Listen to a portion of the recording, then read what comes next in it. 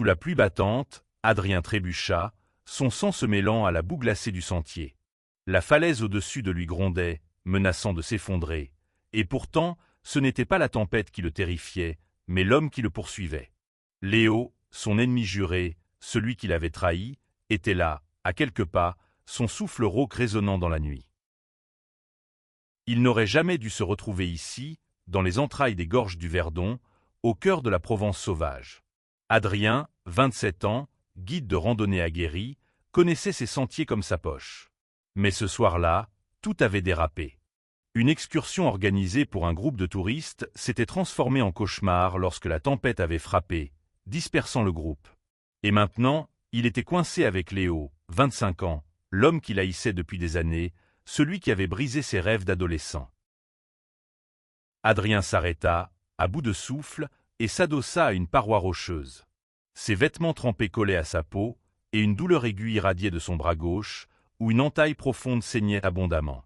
Il n'avait pas vu Léo depuis 5 ans, pas depuis ce jour maudit où tout avait basculé à Marseille, dans leur lycée. Léo, le garçon populaire, charismatique, celui que tout le monde adulait, avait accusé Adrien d'avoir tenté de le séduire, de l'avoir manipulé. Ces mots avaient détruit la réputation d'Adrien, l'avaient forcé à quitter la ville, à se reconstruire loin des regards accusateurs. Et maintenant, par un cruel caprice du destin, ils étaient là, piégés ensemble. « Tu vas encore prétendre que c'est ma faute ?»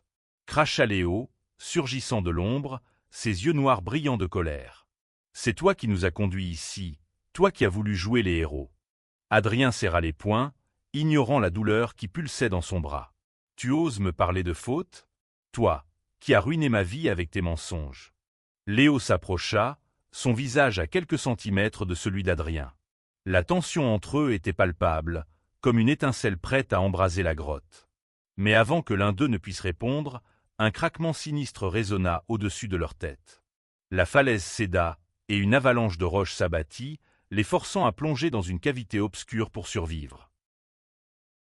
Ils se réveillèrent dans l'obscurité, prisonniers d'une grotte étroite.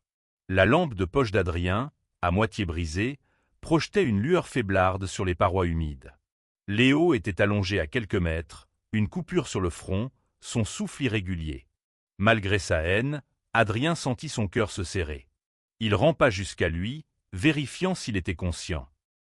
« Léo, réveille-toi, » murmura-t-il, sa voix tremblante. « On doit sortir d'ici. » Léo ouvrit les yeux, désorienté, puis son regard se durcit en croisant celui d'Adrien. « Ne me touche pas, » grogna-t-il, repoussant sa main.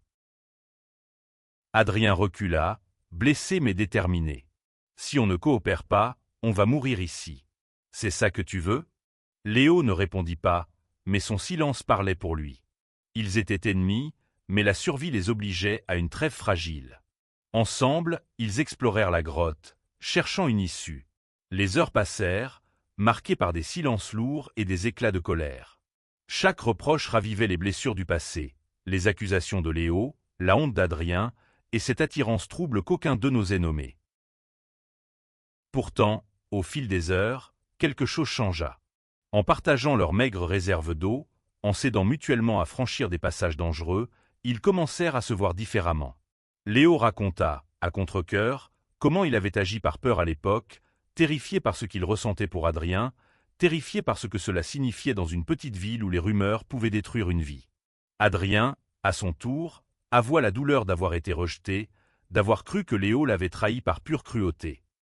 « Je ne t'ai jamais haï, » murmura Léo, brisant un silence oppressant. « J'avais juste peur. » Adrien le fixa, son cœur battant à tout rompre.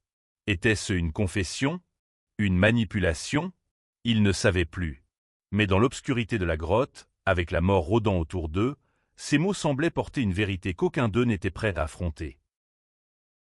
La grotte semblait se refermer sur eux, chaque goutte d'eau tombant des stalactites résonnant comme un compte à rebours. Adrien et Léo avançaient en silence, leurs pas incertains sur le sol glissant. La blessure d'Adrien le lançait, mais il refusait de montrer sa faiblesse. Léo, de son côté, gardait les yeux rivés sur la pénombre, comme s'il cherchait à fuir non seulement la grotte, mais aussi les mots qu'il venait de prononcer. Peur de quoi, Léo? Demanda soudain Adrien, sa voix rauque brisant le silence. De moi? De toi-même? Léo s'arrêta net, ses épaules se crispant. Il ne se retourna pas, mais sa voix trembla lorsqu'il répondit. Tu ne comprends pas. À l'époque, je ne pouvais pas assumer ce que je ressentais. Tout le monde me regardait comme l'alpha, le mec parfait. Si j'avais admis. Il s'interrompit, et Adrien sentit une vague de colère mêlée de compassion l'envahir. Alors tu m'as laissé porter le blâme? Tu m'as laissé être le monstre? Léo se tourna enfin, ses yeux brillant dans la faible lumière. Je n'avais pas le choix. Cria-t-il. Tu crois que c'était facile pour moi? J'ai passé des années à me haïr pour ce que je t'ai fait. Ces mots frappèrent Adrien comme un coup de poing. Pendant des années, il avait cru que Léo était un manipulateur sans cœur. Et maintenant, cette confession, brute et désordonnée, ébranlait tout ce qu'il pensait savoir. Ils continuèrent leur progression, mais l'atmosphère avait changé. Chaque regard échangé, chaque contact accidentel alors qu'ils escaladaient un passage étroit, semblait chargé d'une électricité nouvelle. Lorsqu'ils trouvèrent une petite cavité où s'abriter pour la nuit, Adrien alluma un feu de fortune avec des brindilles sèches qu'il avait dans son sac. La chaleur vacillante éclaira le visage de Léo, révélant une vulnérabilité qu'Adrien n'avait jamais vue. « Pourquoi tu es revenu à Marseille ?» demanda Adrien, brisant le silence. « Après tout ce temps, pourquoi prendre ce boulot de guide avec moi ?» Léo fixa les flammes, son expression indéchiffrable. « Je voulais te revoir. Je voulais m'excuser. Mais je ne savais pas comment. » Adrien sentit son cœur s'emballer. Était-ce possible? Après tout ce qu'ils avaient traversé, pouvait-il y avoir une chance de rédemption? Mais avant qu'il ne puisse répondre, un grondement sourd résonna dans la grotte. Une nouvelle secousse. Il n'avait plus beaucoup de temps. Le grondement s'intensifia, et une pluie de poussière tomba du plafond. Adrien attrapa Léo par le bras, le tirant vers un coin plus stable de la grotte. Leurs corps se pressèrent l'un contre l'autre, leurs souffles mêlés dans l'urgence. Pendant un instant, le monde extérieur disparut, et il n'y eut plus que leurs cœurs battant à l'unisson. « On doit trouver une sortie, vite, » murmura Adrien, sa voix tremblante non pas de peur, mais de la proximité de Léo. Léo hocha la tête, mais ses yeux restèrent fixés sur Adrien, comme s'il voulait graver ce moment dans sa mémoire. Ils reprirent leur exploration, plus déterminés que jamais. Chaque pas était un combat, chaque regard un aveu silencieux. Les parois de la grotte semblaient rétrécir, mais leur lien, lui, grandissait. Ils découvrirent enfin une fissure dans la roche, à peine assez large pour qu'un homme s'y glisse. Adrien passa en premier, son corps frôlant les parois rugueuses. Léo le suivit, et pendant un instant, leurs mains se frôlèrent. Ce contact, aussi bref fut-il, envoya une décharge dans tout le corps d'Adrien. Il se maudit intérieurement. Comment pouvait-il encore ressentir cela pour Léo, après tout ce qu'il lui avait fait? De l'autre côté de la fissure, ils trouvèrent une salle plus vaste, où un ruisseau souterrain coulait doucement. L'eau était froide, mais potable. Ils s'agenouillèrent pour boire, leur visage si proche qu'Adrien pouvait sentir la chaleur du souffle de Léo. Ce dernier brisa le silence. « Tu te souviens de cette soirée, au lycée ?» demanda-t-il doucement. « On était seuls dans la salle de musique, et tu jouais du piano. » Adrien se figea. Il se souvenait.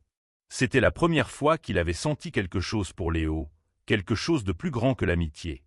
Mais cette soirée avait été suivie par l'accusation de Léo, par la trahison. « Ne fais pas ça, Léo, » dit-il, la voix brisée. « Ne remue pas le passé. »« Je dois, » répondit Léo, « parce que je n'ai jamais oublié ce moment. C'est à cause de lui que j'ai paniqué. À cause de ce que je ressentais. » Adrien ferma les yeux, luttant contre les émotions qui menaçaient de le submerger. Il voulait haïr Léo, mais chaque mot, chaque regard, érodait sa colère. Ils étaient coincés dans cette grotte, peut-être pour toujours. Et pourtant, au milieu de ce chaos, il y avait une lueur d'espoir, une chance de pardon. La grotte était devenue un miroir de leurs âmes, sombre, chaotique, mais abritant une beauté fragile. Adrien et Léo s'assirent près du ruisseau, épuisés. La lampe de poche rendit l'âme, les plongeant dans une obscurité presque totale, seulement brisée par le faible éclat du feu qu'ils avaient rallumé. « Si on ne sort pas d'ici, murmura Adrien, est-ce que tu regretteras quelque chose ?» Léo resta silencieux un moment, puis répondit « Oui, de ne pas t'avoir dit la vérité plus tôt. » Adrien sentit son cœur se serrer. Il voulait répondre, mais les mots restaient coincés dans sa gorge. Au lieu de cela, il tendit la main et toucha celle de Léo. Ce geste, simple mais chargé de sens, sembla briser une barrière entre eux. Léo ne recula pas. Au contraire, il serra la main d'Adrien, comme s'il s'accrochait à une bouée de sauvetage.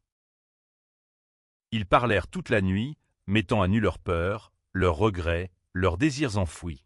Léo raconta comment il avait grandi dans une famille où l'amour entre hommes était tabou, comment il avait lutté contre lui-même pendant des années. Adrien, lui, parla de sa solitude, de la façon dont il s'était reconstruit après avoir fui Marseille. Chaque confession était une pierre enlevée au mur qui les séparait. Au petit matin, ils trouvèrent un passage étroit menant vers une lueur lointaine. L'espoir renaquit, mais avec lui vint la peur. Et si sortir de cette grotte signifiait perdre ce qu'ils venaient de retrouver? Ils avancèrent, main dans la main, déterminés à affronter l'avenir ensemble, quoi qu'il arrive. La lueur au bout du passage était faible, mais elle suffisait à guider leurs pas. Adrien et Léo avançaient prudemment, leurs mains toujours enlacées. Chaque pas semblait sceller un pacte silencieux. Quoi qu'il arrive, ils ne se lâcheraient plus. Le passage déboucha sur une vaste caverne, où une cascade souterraine scintillait sous un rayon de lumière filtrant par une crevasse. C'était magnifique, presque irréel. Mais la beauté du lieu ne pouvait masquer la réalité.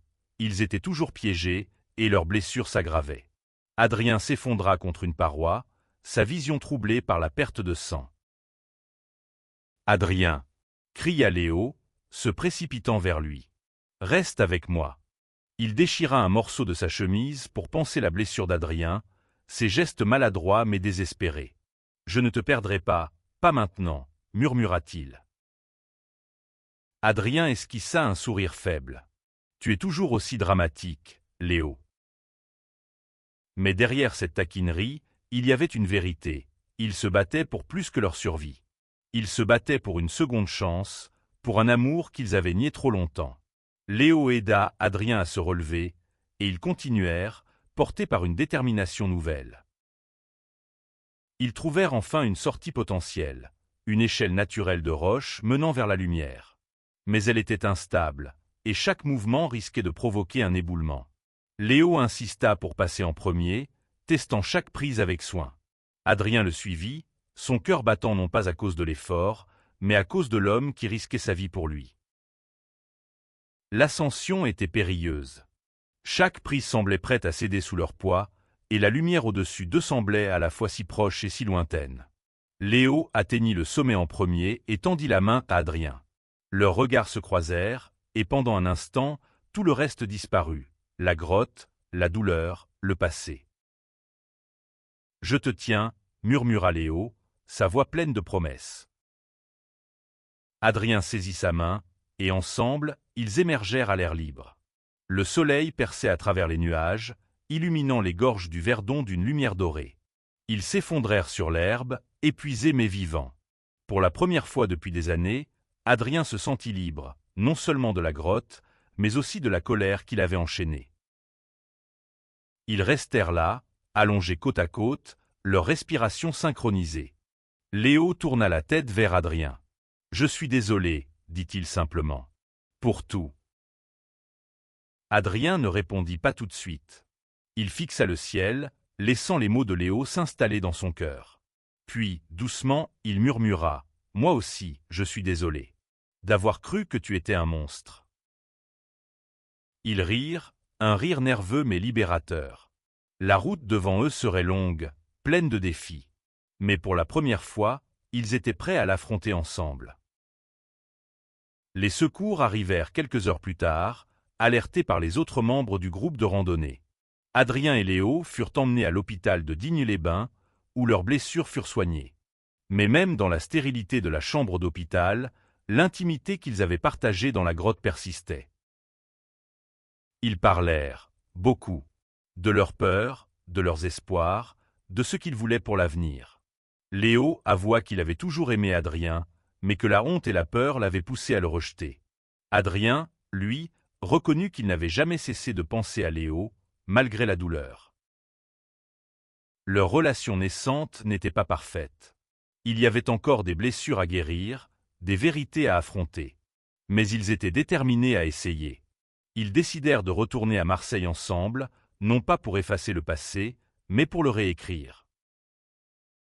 Des mois plus tard, Adrien et Léo se tenaient sur la plage du Prado, à Marseille, regardant le soleil se coucher sur la Méditerranée.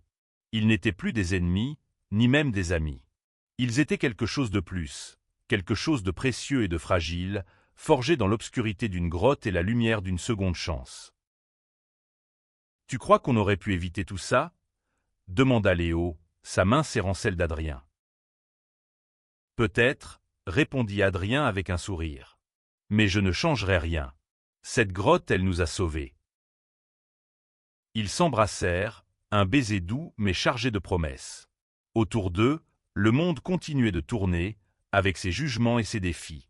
Mais ils savaient qu'ensemble, ils pouvaient tout affronter.